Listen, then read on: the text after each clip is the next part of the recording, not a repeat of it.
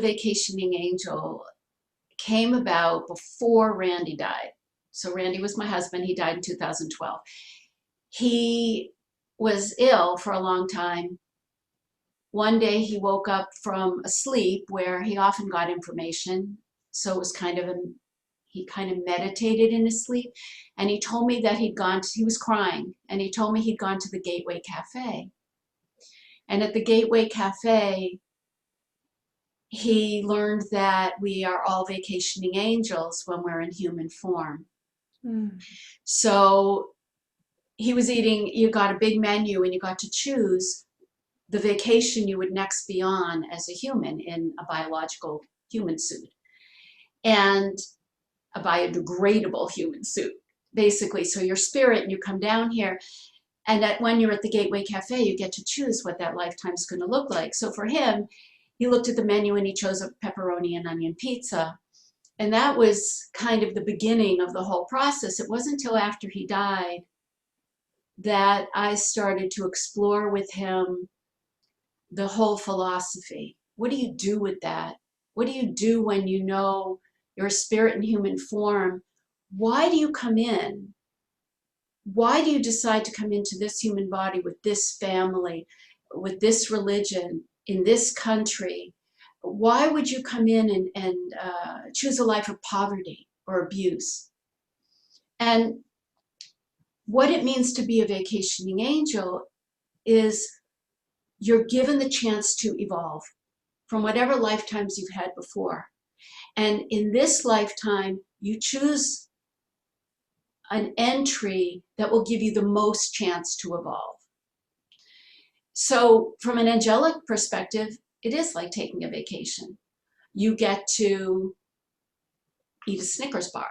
You get to smell the ocean. You get to make love.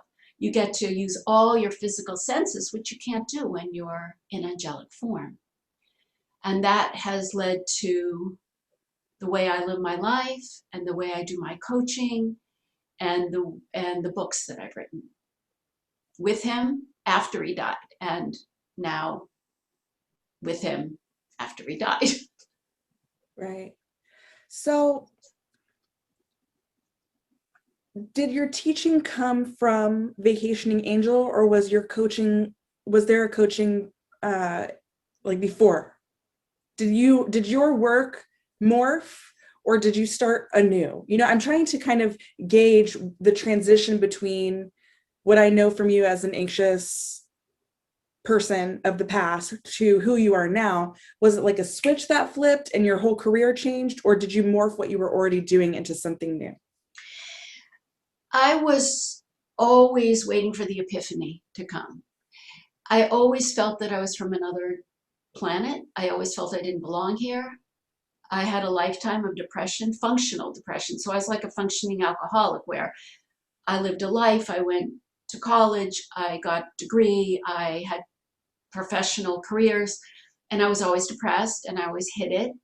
And I was hypersensitive, extremely anxious. And after Randy died, I became stricken with panic attacks, and I was hugely depressed and despondent. I didn't know how to be intuitive.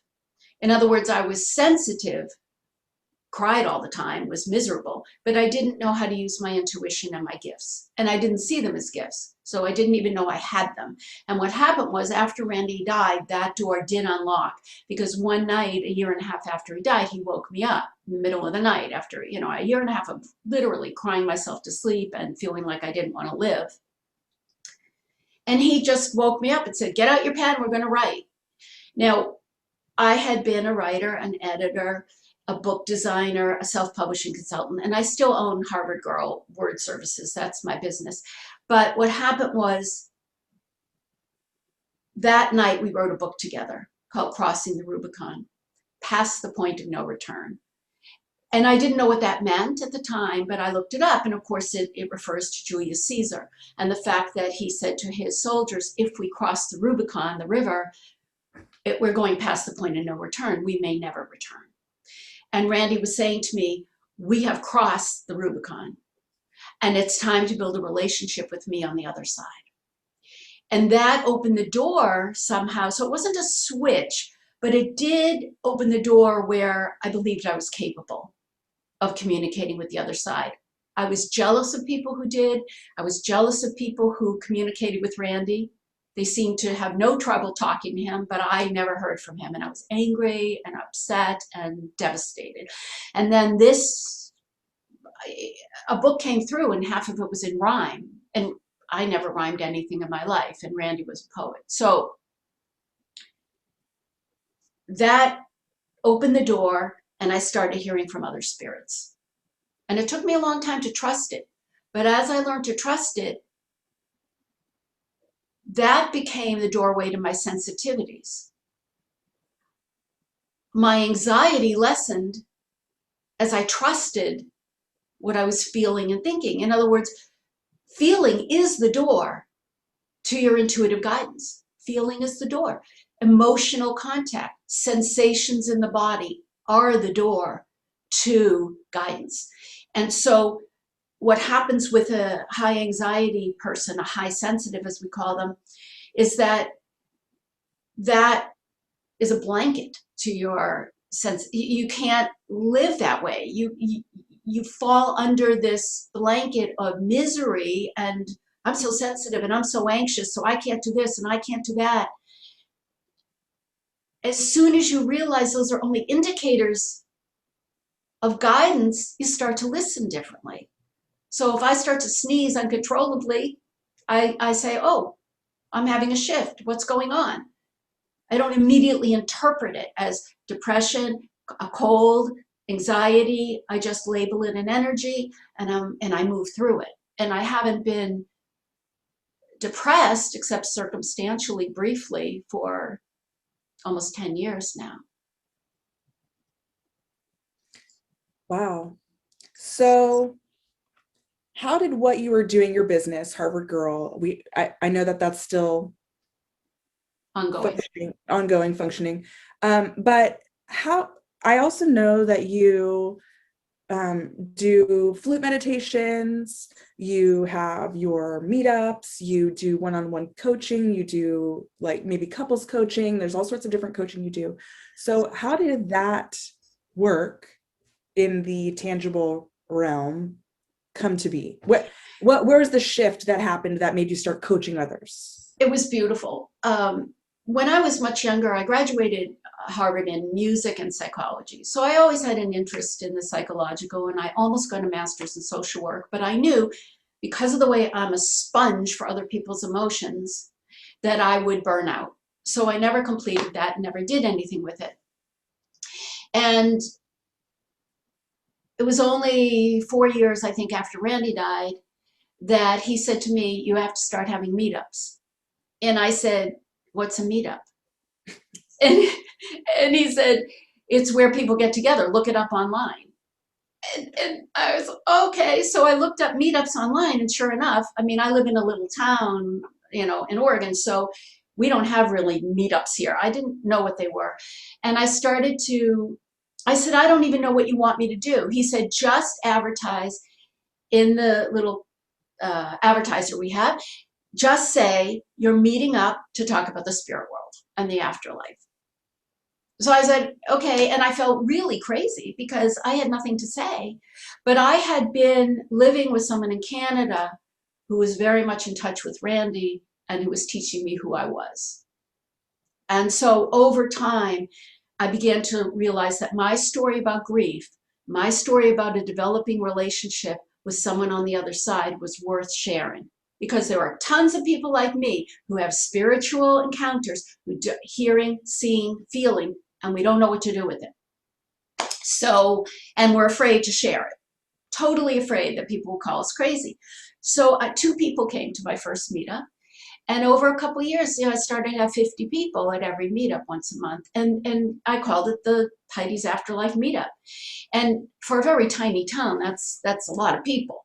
And I started to realize that that's really what I wanted to do. that I really, really wanted to help people who are in a similar situation, high sensitives, who are dealing with everything I dealt with in my life, and to open the door to their own guidance. And then he told me to start playing the flute. Yes, be of service. And I've always wanted to be of service. The only reason I played the flute originally, I started when I was 5, was to communicate. It was like my emotional communication.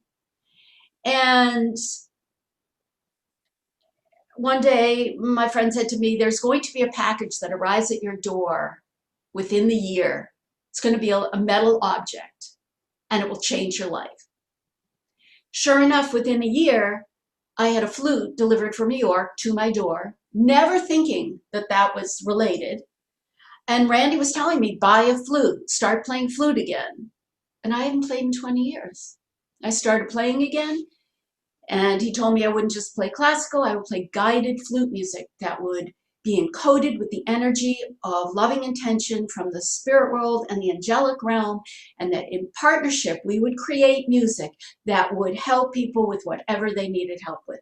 So it could be anything from fibromyalgia to depression. And then it was to help sales in a bookstore, and then it was to play at a wedding, and then it was, you know, just so many things. And over time, I have learned that it's not as important who the spirit is who's talking to me. What's important is that I listen to the message. And so sometimes I'm not sure which spirit is guiding me, but I still follow the guidance and I do what they tell me to do, basically. Okay, I want to answer you right now. When you were talking about this, I got this full body chill and this pop, like my ear thing. Yes. That I've told you about recently. And I was going, you know, I wonder if that's my people or if that's him or if that's Randy, you know, because you're talking about him and we're like engaging in this. And then the next thing that you said was, it doesn't matter who it is what they're saying. And so I just really wanted to give you that validation, like in real time. Thank you. And that's exactly what I mean. That I'll be thinking, why am I not hearing from Randy? And I'll get a phone call. Is Randy Connolly there? And I'll say he died, you know, but it will be so instantaneous. Or I'll see, I didn't even know there were such cars called Rubicons, but I'll be driving and say, I really wish I could hear from Randy in a really obvious way right now. And a Rubicon will pull in front of me. And so these aren't big deals, but they're validation. So when I'm doing mediumship, obviously it matters who's coming forward. Your grandmother comes forward all the time. You know, someone's mother comes forward all the time. That matters. But in my life, the way I live, I do what feels right to do. And I have had to learn what that feels like. That's what it is about, to teach people to find their unique energetic signature, is what I call it, the UES, so that they know that feeling of knowing. Because that's what I didn't know. I never knew that. I was just always confused, always, always, always confused about who I was, about what I wanted, about someone said, well, how does it feel? I'd be, I don't know. How do I know I'm following the guide? I had no idea. Do you feel like the not having any idea or not trusting is something that was taught to you? Yes. Don't be silly. You're too emotional. Do what we tell you to do. Emotions were silly. That's the word that really spoke to me. Don't feel the way you do. And so you learn not to trust the way you feel. It was also that there were emotions. And what I've learned is there aren't just emotions. Feelings aren't just emotions. They're also sensations. So if I feel angry, it's where do I feel that in my body? Why am I feeling that in my body? And eventually anger might manifest in pain.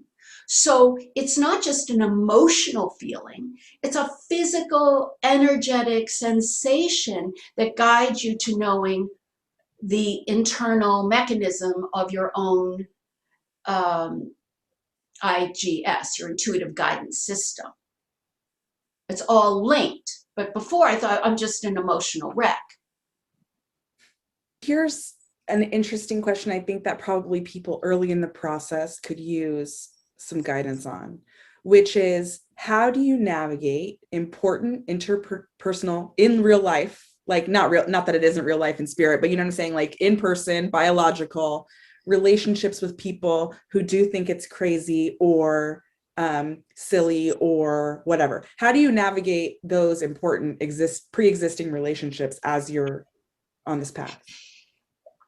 Well, there are the pre-existing relationships, and there's how I live my life ongoing. Um, I'll answer that one first. When I go out into the world, I'll often get information. I'll talk to so-and-so across the room at the gym, let's say. And what I've learned is, and I have a contract with the spirit world. It's very important to write out a contract so that you know you're only engaging white light beings, that you feel safe and protected at all times. I know my team, which is led by my husband and my spirit guides, I know that they'll never do me any harm. So if they guide me to speak with someone, I know it will never be bad, that it will only be with pure loving intention. So, and I'll say to them, if you want me to talk to that person that I don't know over there, make it easy. Bring that person over to me. If you don't, if you're just here because you're here, then I'll let it go. So I don't need to do anything. And I just wait. And that person, sure enough, will, there they'll be right next to me, and they'll start a conversation with me when I don't even know them. And then I'll say, I'm getting a message from your mother. Would you like to hear it? There's never been someone who said no. There are people who don't believe, and that's fine. They still take the information. And usually they really, really, really have unresolved issues with the person who's passed, who's transitioned. So it really matters to them. They may not be able to, process it the way someone open would, but and then with people who love me and or I'm friends with or acquaintances, if they don't want to hear about it, it doesn't come up. They know who I am. My mother, for example, she has a hard time with it, but I don't talk about details anymore. I just let it go. I don't need to. I don't need to engage. My team is on it. They're on the case. They do what I can't do. So I don't need to push, because push is just resistance. It's so funny because I didn't know why this card came up. It was under the other two cards I've shown you already, but it's this ethical awareness card. Yes. And one of the points of this is checking in with the sitter, with the recipient of the information, that they want it. Yes. So I thought that was really, I was like, it's just like more validation, just chilling over there. Just so important too, because you brought up the octopus, the psychic octopus, without knowing it. Because morally and ethically, exactly, replenish your energy. So right, it feeds into it, because psychic means you're receiving information. You're getting it from another human being. Mediumship is when you're receiving it from spirit. Now, there's no definitive line there. Am I seeing your dead grandmother because I'm getting that from you or from spirit? The only way I perceive a difference is to know that my psychic octopus, my energy, I know my own energy now. I have an energetic signature. I can tell you that right now I'm in it. In the past, I would be picking up everyone else's energy. So my tentacles were going, and it helps me understand people, be empathetic, be compassionate. But in hooking on to them and building my relationships that way, I'm also completely a sponge for other people's energy. I don't have Heidi anymore. I'm just all of them. Whatever you're dumping in the room, I'm picking up, whether it's in a grocery store, in a car, wherever I am. I'm just picking your stuff up. So I believe it's not ethical to do that. If I'm telepathic, if I'm empathetic, if I'm an empath, if I am psychically in tune with other people, I don't want to dig in I don't think so that's not my goal. So I stay in my own energy and I receive information from source, whether it's dead people or not, it doesn't matter, from source, from the universe, from the collective consciousness that is me on every level of my being, all planes, levels, and dimensions. That's who we all are. That's where I'm trying to get information. I'm not trying to go out and glob on you. When you learn to pull in your own octopus, that's when you begin to really establish who you are, and it enables you to listen without being dumped on by other people's energy. And that's just how I deal with it, how I deal with people who are uncomfortable to be around. I just pull in, pull in, pull in. Airplanes, pull in, pull in, pull in. It's not because I don't want to block out the world. I can't go around putting up a block, putting up a wall. That takes inordinate amounts of energy. That is exhausting. So you either go into hypersensitivity and freaking out all the time and not being able to cope, which was me, to I have to spend all my energy blocking it out, putting up a wall so I'm safe. No, I just pull myself in. I'm a little octopus and I pull myself in. I put myself in an envelope and I close it up and I'm happy in here. And I'm still relating. I'm still conscious. I'm still compassionate. I'm still empathetic, but I'm not losing myself. I'm not a puddle on the floor. So would you say that this work is a lot about how to make choices, or about making choices, maybe not about how to, but because it sounds to me like you make a choice to pull the octopus in, you make a choice to listen to spirit, you make a choice to...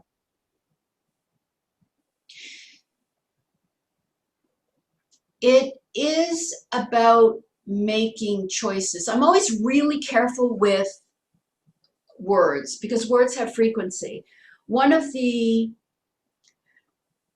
Some of the real problem words, you have to figure it out. You have to make it happen. So making a choice almost implies a little bit of push energy, which is also resistance. It's always, and Abraham Hicks talks about this, lots of people talk about this, but being in the vortex of energy and going downstream means allowing and inviting, as opposed to, I need to figure this out, which was always, I need to learn. I can't get this. I have to figure it out. And that just goes against what allows the information in. So it is about consciously choosing to live a certain way, to go about your life responsibly. And Ho'oponopono, that philosophy, Hawaiian philosophy, says we are all one, therefore we're responsible for everything. So I cannot blame anyone for anything. Doesn't mean it's my fault, doesn't mean I'm to blame. It means I take responsibility for my choices, my action, the way I live. Given the circumstances I come into, I can negotiate my life. I have choice always. So if there's a difficult situation, I still have choice how I navigate it. I always have choice. That is the free will that Source has given us. So it is about that continuous choosing. It's that you get to choose rather than you have to choose. Yes.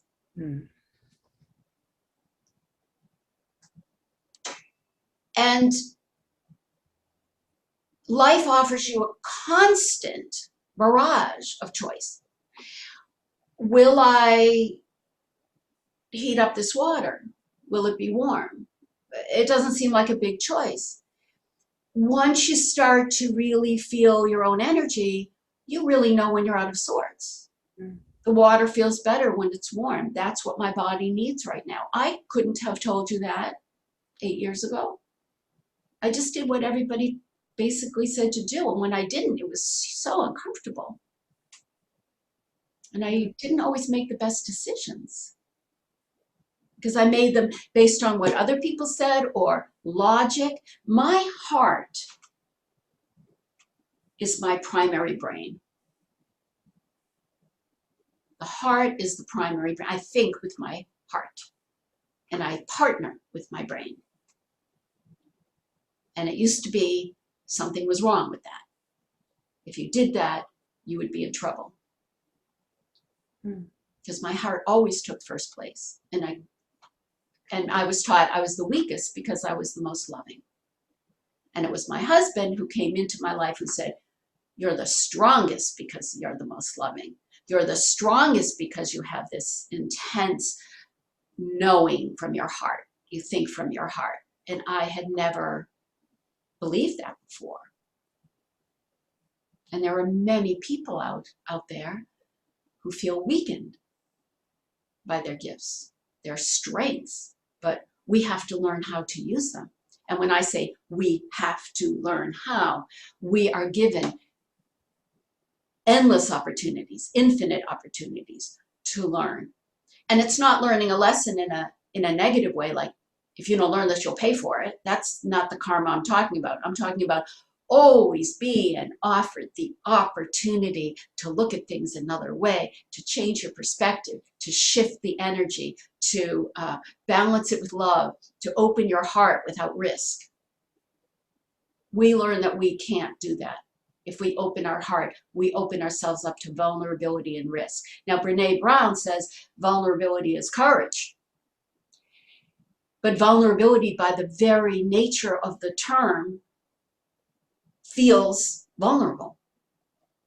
Let's use our open heart without vulnerability. We could say, I can open my heart because I'm not going out there. My heart isn't saying, anybody come in and do whatever you want to me. No, my open heart says, I know who I am and I can be loving. It's really different. And high sensitives have never heard that before. I had never heard that before. And that is what I've learned over time through my own work, my own coaching, which I love doing, and my guided flute music has taught me a lot. Randy teaches me a lot. Just living this way, writing this book, this new book is teaching me so much. That's a great transition point. I did want to offer one more piece of validation that I forgot at the beginning, and then I want to ask you about Thimble. Yeah. I just wanted to tell you, in our last session, we finished off strong talking about money, energetic, the love units. And I kind of made a commitment after that conversation to really internalize. You said you need to start loving money instead of hating it. And stop, I made a choice to not be worried about money right now. Even though it was dwindling to the place where I was feeling a little worried and stuff, I said, you know what? Spirit keeps giving me all of these encouragements not to worry about that and to focus on here and now and enjoying this time I have with my kids and this rest that I'm getting, not working and all these different things. And I spent this week actively practicing that and got my stimulus check. So I was like, okay, so I made the choice not to worry about money and to engage in a lot of loving behavior and to just not worry. And then thousands of dollars showed up in my bank account. And this is so amazing. This is so amazing. Someone, so the medium I work with and the woman who taught me a lot of my she taught me about the sponge and a lot of things about how to cope with who I was. She said, when you feel angry or pissed off and you don't know why, you can't associate it with anything, you're going to get money in the mail. That was an indicator. And I'll tell you what, when I feel pissed off for no reason at all, money is coming. So that's one perfect example of how we misinterpret energy. And that grew into when I say I developed, I'm always saying I got it from spirit. It's a partnership. So I hope people understand that because it's not ego driven. You're really saying co-created. Yes, totally co-created, totally. And love energy units, that's what it is. Love energy units, that's what money is. If money is the root of all evil, and I don't want evil in my life, I'm not going to have money. Abundance is not evil. Good people don't all have money. Bad people are not all poor, and vice versa. We have to look at that and say, I want to be free. If I have more, no one else has less. If I have more, I can share. So it's who you are, not what you do. And it's who you are and what you do. So that is a beautiful validation because it speaks to the worry. The energy of worry can keep you from what you desire. You have to feel good to feel good. And that was very hard for me. So Thimble's 15. Yes. And discovering messages that took me into my 30s and took you even a little longer than that. A little bit longer. So let's talk about her and the book and where it came from and just roll with it. I have been asked by many people about vacationing angels, and people kept saying you should write a book. And because I've written books, that didn't seem like something I wouldn't do, but I had no clue where to start. And I wasn't feeling that urgency, the inspiration. And I have learned not to push things. I don't feel it, I don't do it, even if it's taxes. And so I recognize what energy it is, and I respond to that energy, and I do what feels right to do. So one day I sat down, and again, the whole story of vacationing angels came out in rhyme. And I just looked at that and I said, Randy, what are you giving me here? Because again, I don't rhyme. I don't do rhyme. He rhymes. So this whole thing came out as 49 stanzas or something. And I just said, I'll make a children's book and I'll have it rhyme. No, it didn't work. Just didn't work. And a friend said, maybe you should make a story out of it. And I said, I don't write novels. I rewrite novels for people. I've done that for 20 years. But they have the story. I could never write a novel. And all of a sudden I'm writing a story. And I said, my name is Thimble Allegra Smith. And I was like, who is that? And I didn't realize so much about that. Allegra speaks to music. You know, Thimble Smith speaks to everybody. It's like a really generic name. Thimble, my grandmother left me a couple of silver thimbles, and I never considered it as linked to her, but she's a big part of the book, Grandma T. And her name was Estelle. We called her Etty, and my son called her Grandma T. And so Thimble has all that relationship in there. And she came out a 15-year-old kid who just was, she's too tall. She's a social misfit. She does, now I'm not too tall.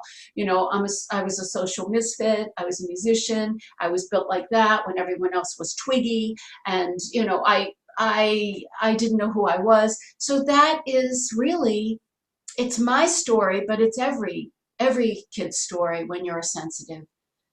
And of course, every teen, no one knows who they are when they're a teenager, or very few. But this is speaking to the kids who know something's off, who know they know more, who are trying to fit in a way that they never feel they can. And maybe they're indigo kids, maybe they feel like they were from another planet, maybe they just don't get, so Thimble, it's her story. And she goes to the up there, where she meets angels at the Gateway Cafe. And she travels back to the down there, which is Seattle, Washington, where she lives her real life. And then she travels to the in-between, where she meets her grandmother, her Grandma T. And they have long conversations about life and about what it means to be an angel on vacation and how to live in the down here. So do you think that the purpose, or maybe one of the purposes that developed through this book, was giving younger sensitives access to information in a way that would make sense to them? Yes. When I work with young people, I think the youngest I work with, well, she was 4 at the time, but mostly it's teen and up. Couples, they just don't know who they are. This book, I believe, I was guided to write from a teen perspective, because that is where it really all starts. You're shut down very early. No, you didn't see spirit. No, it's an imaginary friend. 9.9 times out of 10, that imaginary friend is spirit. Kids see spirit, literally see, just like it's another human being in, physical form. I did not see spirit that way, but I heard all the time, and I got information because I'm clairsentient. And so I would feel the information and think I was crazy. And I was told basically, no, you're crazy. So this book is an easy way. It's such an easy read, and it's so much fun to walk through life with Thimble and play with her on the basketball court and hear the angels talk to her and say, that's me. That's me. Maybe I'm not a wreck. Maybe my confusion is not confusion at all. Maybe that's because I'm not listening and I don't know how to listen. Let me listen. Let me find out who I am. I'm not telling every teenager on the planet that he or she or they are clairvoyant. I'm not saying that. Not everyone talks to spirit or hears dead people. That's fine. But we are all sensitive. We all have intuition. We can all learn to follow our guidance. We all have to know who we are, that we are vacationing angels and we're here and we can live in a different way. And that is the message of the book. But I guess spirit needed it to be fun. So not a big lecture. Yeah, and that makes sense. It also seems like an opportunity for people who aren't sensitive to kind of gather information about those in their life that are more sensitive and be a little more sensitive to that sensitivity. Right? And parents with children who are very high sensitive, who have tantrums, who don't cope in school well, all these, instead of seeing it as bad, bad, bad, bad, bad. No, that kid is not broken. That kid feels broken. But there's nothing wrong with the kid. That's a sign that the kid is a high sensitive. There's too much stimulation. So many kids, door slam and they jump. They're sensitive to noise. They're sensitive to chemicals. They're sensitive to the world around them. I had a 5-year-old tell me when I was grieving Randy, I can't be around you. Your pain body is too big.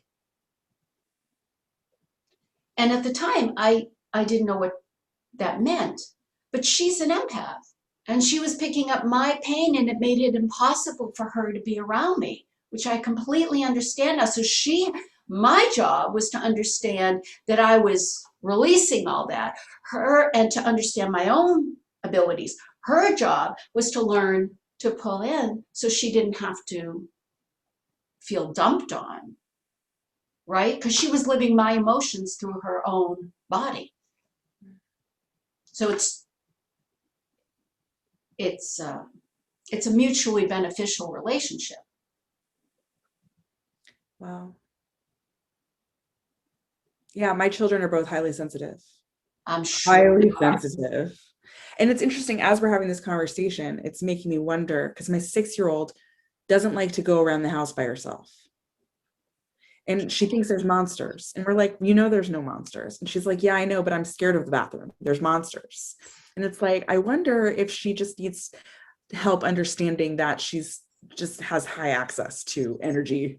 Okay, so I knew a kid who, one of the reasons she was scared of spirit was because a spirit came to her and the spirit was scary looking.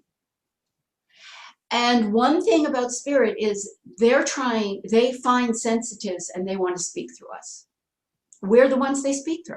So they're looking for us all the time. They're looking for entry to communicate with their loved ones. So because I have a contract and I know I'm never going to be in a bad way with the spirit, never be presented with bad stuff, bad crap, I trust that. So we said to the child, ask the spirit to change form. If the spirit wants to talk to you, and you could say this to a very young child, because, if you want to talk to me, look pretty. If you want to talk to me, make yourself look like whatever, you know, something that feels good to the, you know, so that they aren't scared. The spirit doesn't necessarily know it's going to scare a child. Energetically, I think some of them are just trying to come through. You know, they're all on a different evolutionary spectrum, just like we are as humans. But the kid has to learn that they have the ability to steer the conversation and the relationship, because otherwise they shut it down. And the more you shut it down, it's just more resistance, and the more screwed up you become because you're just shutting it down. And then you start using drugs, and then you start drinking because you have to shut it down because it's too painful and too scary. And it's what alleviates the fear is the opening up. But it helps to get help to know how to do that, right? Because when you have a psychic opening at 50, that's a lot more painful sometimes. I needed help. I was fortunate enough to get it from my team here and my team on the other side. We all have that ability. We all have teams. We all have people who want to help. They're just sitting here all the time, just like, can we help you, please? Can we help you, please? Please let us help you. Please listen. So, you talked about, I want to talk about your flute a little bit more. I don't know all how that's made available to people. So I want to capture that. How do people gain access? What do you offer with the flute specifically? Sometimes I just get guided to do a recording and I'll post it on YouTube, my Vacationing Angel site, or Facebook, Vacationing Angel. So when George Floyd was murdered, I did a healing music for that in his honor. And I have healings for the world, and I offer these things for free on my, you know, anything that I can do to help align the world with loving energy is in my purview. So I do that. I also offer MP3s to download, music you can listen to all the time, customized music. So if you wanted something for depression, I have one already made, but if you wanted a customized one, I would make that for you. And so nothing is off the table. And again, I'm guided to start on a note. I'm guided what I play. It's not classical, which was challenging for me at first because everything's supposed to be perfect when you play classical. And now it's about, we guide you to do this and make this sound, and that's the energy we need you to do. It's coded, so don't screw with it. Just do what we're asking you to do. So and I play at weddings or at end of life celebrations, renewal of vows. You know, there are so many opportunities to play spiritually guided music. And one thing I was told, which I love, is the music can be played on mute and still carry the energy. So I usually have my music going in the background 24/7. All the recordings I've ever made just loop. And I have them on mute or very, very, very low. I don't want to hear them all the time, but they are going with the energy that I need to, I appreciate the energy because I know it's always flowing guidance to me. I have had the pleasure also of listening to you play the flute at our Tuesday night online meetups. Thank you, pandemic, for that gift. Yes. You know, sometimes that, you know, horrible things bring about beautiful things. I don't think I ever would have written the novel if I didn't have the time to. Yeah. So, and I've also been to your contract writing workshop, which was a game changer. I guess I just want to touch a little bit on these online offerings that you've given, and basically anything you want to share about that, what's meaningful about that, if you want to talk about how you're guided to start the Tuesday night meetups and get the topics and stuff, I'd love to capture that as well. Okay. That's, yeah, really important. I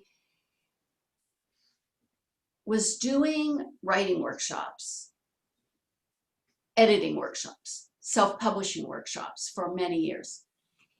And when all this came about with the spiritual aspect, I was guided to do authentic life and authentic writing workshops. how to speak when you write with an authentic, raw voice, how to find that. And of course, you can't do that if you don't have, so it all plays together, right? It's all, when I know my unique energetic signature, and I know when I live in that space, I know I'm writing from that place, and I can feel the difference. The energy just feels really different. So I started doing workshops that incorporated the spiritual into the writing. And the same thing for the authentic living workshops, to guide people the way we're talking. You know, it's like concentrated sessions in a group. That's all that is, to learn what it's like to live a life where you can be in integrity and not be afraid of who you are, not be afraid of what's going to happen in your life, to live as a vacationing angel with more joy. And when the pandemic rolled around, and it was March last year, a year ago, I went into isolation, and people missed the meetups. And I had never Zoomed. I didn't want to do it. I was hesitant. And then I gave in. I stopped resisting. And I was doing it every week this whole year. Now I'm doing it bi-monthly because I'm so immersed in the book and all of that. And I do a lot more private coaching, and I started doing that online. And it all just came together. But the meetups remain, because people need to have a place to come together in a safe, reverent, sacred space where they can honor who they are, they can learn, they can ask questions, and they do not feel inhibited about it. They do not feel that they're in a place where they will be rejected, or no one will be offended. They don't have to be defensive. They can just ask questions, all the stupid questions they're afraid to ask. I saw this. I felt this. I know it's nothing, but is it something? And I'm no guru, you know, I don't come with the answers. I just know what I know, and I choose to impart that with anyone who's interested in listening. It's like all getting together on the same walkie-talkie channel. It's just a channel. It is. I think it's really interesting at those meetups too, how there's a common crowd that's usually there, but then every time I've been, there's been one or two people I've never seen before, from various backgrounds with various talents. And what I think is really interesting about that is still every week there's this level of every week that I've been, there's this level of cohesion that's almost you'd expect from a tightly bound group, but it's a very flexible group that still seems to have that same energy, which is really cool. Yes. I always had so many new people at my meetups, and a lot of people are drawn to the mediumship. Let's be honest. They want to talk to their dead, and I understand that, and I respect it, and I really care about that. And anything, you know, I'm invited to talk to this dead person, or they have nothing to say. It's not up to me. I just try to eliminate my filter, but I do the best I can to bring people through. On the other hand, the meetups on Zoom have grown to a different level. I did not usually play my flute at the meetups when I did them in person. So I was guided to do guided meditations, and I'd never really done that before. And they became very important, and the music became very important as an integrative factor. Integrating the discussion, integrating whatever you happens in your meditation, and it all evolved into what I call couch talk. We put energies on the couch. So the energy of fear, this week it's the energy mirror talk. So it's the energy of your reflection. And whatever comes up in that meditation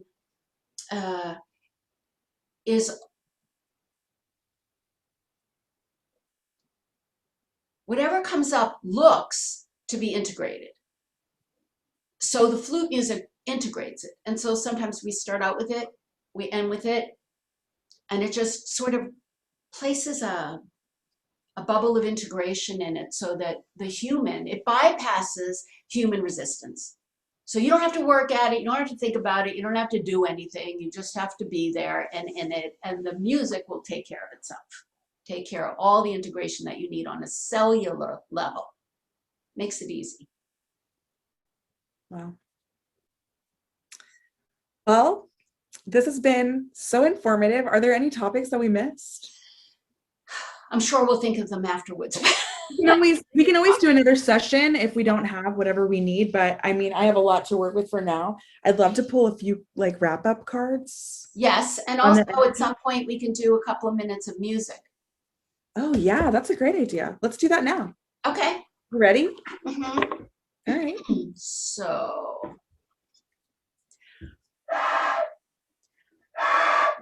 Love is on the bottom of this deck. Of course it is. Because every recording I do, the primary focus is pure loving intention. Can I ring my grandmother's bell for us? Yes. Isn't this cute? Yes.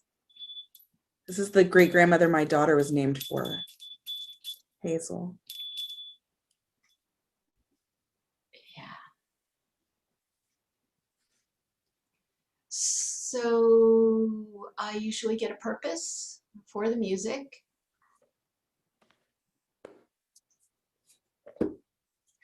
They're saying play the music first and then I'll get the purpose. So that's what I'll do.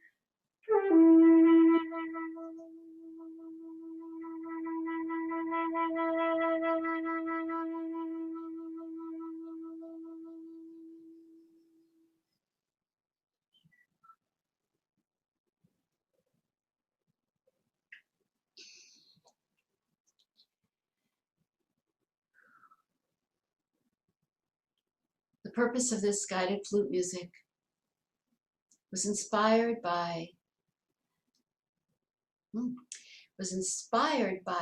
the energy of Ruthie and your children and your family. And it speaks to the cohesion that is created when the bonds with the spirit world and one's ancestors are respected. When truth is at the core of everything we do.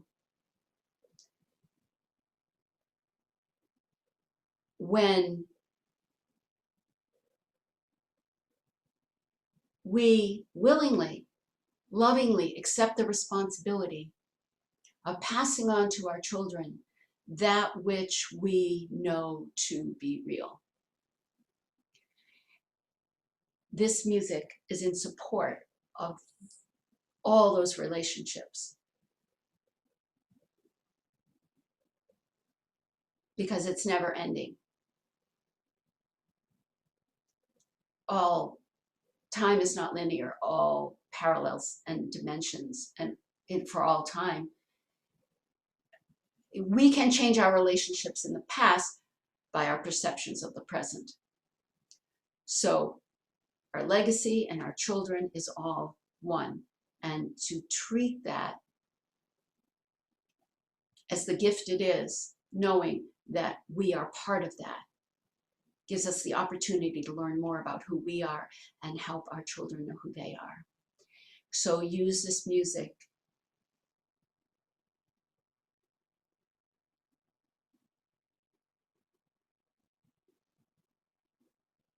as a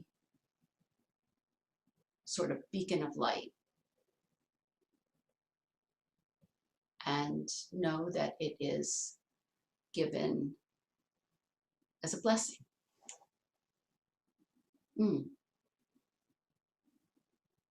I can't hear you. Yeah, I had muted myself. So as you started playing, I cut this deck to the 7 Root Chakra card, which has all these roots deep down in. And I had this love card too. And I just kept singing in my head over and over, grounded in love. And I feel like that is really everything that you just said was about. Underneath that is crown chakra and pride, which is also thematic to that. It's like accepting the truth of the matter and allowing that to flow in and being good. I love myself and I see myself in everyone. Wow. Well, and that's the whole, you see, everyone is in you and you are in everyone. Your ancestors, for the root chakra, is talking about ancestry and legacy, and being grounded in that, and knowing no matter where you came from, it was right. That it was perfect. And it may not be perfect in the way humans talk about it, but there is a perfection. And we can live differently when we take that in and use it to our best, in the best interest for all.